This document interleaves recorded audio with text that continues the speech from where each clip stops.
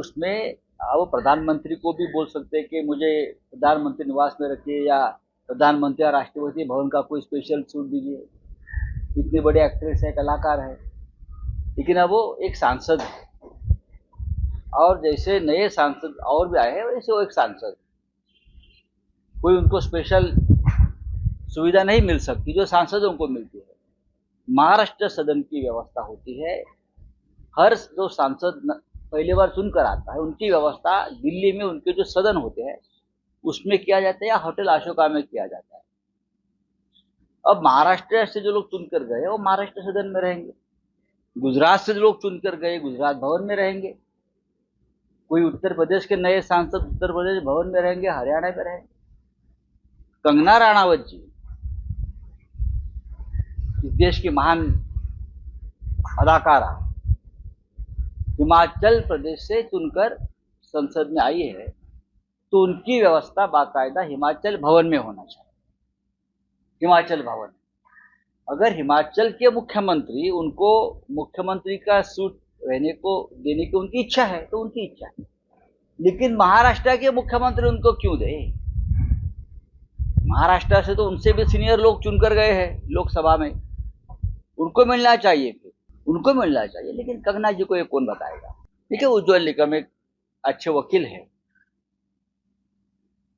चुनाव लड़े भाजपा की टिकट पर, अब वापस उनकी नियुक्ति हो गई है पब्लिक प्रोसिक्यूटर सरकारी वकील के तौर पर, तो लोगों ने उसका ऊपर न्यायालय में जाकर ऑब्जेक्शन लिया है और वो सही है। आप कल तक बीजेपी के साथ घूम रहे थे, बीजेपी के रथ पर चढ़ रहे थे, तो बीजेपी का सिक्का आपके ऊपर ठप्पा लगा है, तो आपको ये बताना पड़ेगा कि जरूर मैंने कसाब को फांसी देने के लिए मदद की, लेकिन कुछ बीजेपी के लोगों ने मुझे भी लोकसभा चुनाव में फांसी देने की कोशिश की, मैं हार गया हूँ और मुझे माफ कर दीजिए, ये उनको कहना पड़ेगा। देखिए, हमारी इंडिया गठबंधन के लोगों की आपस में चर्चा चल रही है, मैं भी दिल्ली में निकल रहा हूँ, कांग्रेस के वरिष्ठ नेता से चर्चा हो रही है और भी हमारे साथी उनसे चर्चा हो रही है। लोकतंत्र में या संसद में लोकसभा का स्पीकर एक ऐसा पद है जो असल में डेमोक्रेसी का रखवालदार, चौकीदार है, लोकतंत्र का चौकीदार है, और उस पद पर एक ऐसी व्यक्ति बैठनी चाहिए जो सभी को समान न्याय दे। लेकिन 10 साल में जिस प्रकार के लोग उस पद पर बिठाए हैं उससे हम ये उम्मीद नहीं कर सकते। अब एक मजबूत विपक्ष सामने है, तो एक तो विपक्ष से चर्चा करके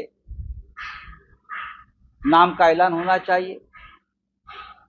दूसरी बात डिप्टी स्पीकर का पद कायदे से विपक्षों को मिलना चाहिए, और तीसरी बात अगर हम भी चुनाव लड़ना चाहते हैं लोकसभा का